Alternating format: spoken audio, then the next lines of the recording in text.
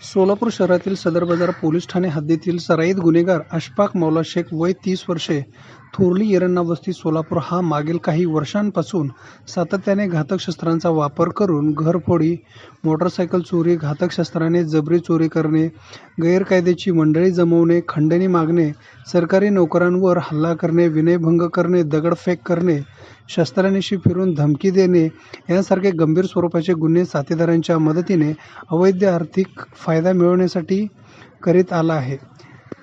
त्याच्या विरुद्ध अशा प्रकारे गंभीर स्वरूपाचे एकूण 12 गुन्हे शहरात दाखल आहेत.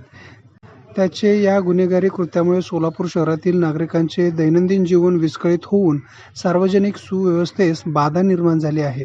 अशफाक मौला शेख याच्या गुन्हेगारी कृत्यामुळे त्याची सोलापूर शहरातील व्यापारी व सामान्य नागरिकांमध्ये दहशत असून त्याच्या विरुद्ध सामान्य नागरिक उघडपणे पोलिसांना माहिती देत नाहीत.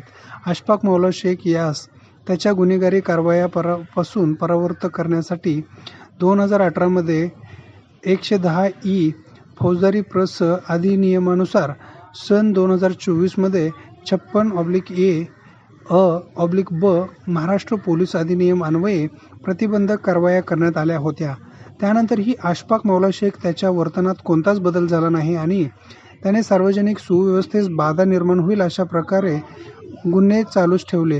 त्यामुळे त्याच्या गुन्हेगारी कृत्यास वेळीच प्रतिबंध करण्यासाठी एम. राजकुमार पोलीस आयुक्त सोलापूर शहर यांनी दिनांक 19/7/2024 रोजी त्याच्याविरुद्ध MPDA अधिनियम 1981 चे कलम 3 अन्वये स्थानबद्धतेचे आदेश निर्गमित करून स्थानबद्ध आदेशाची अंमलबजावणी करून येरवडा कारागृह पुणे येथे दाखल करण्यात आले.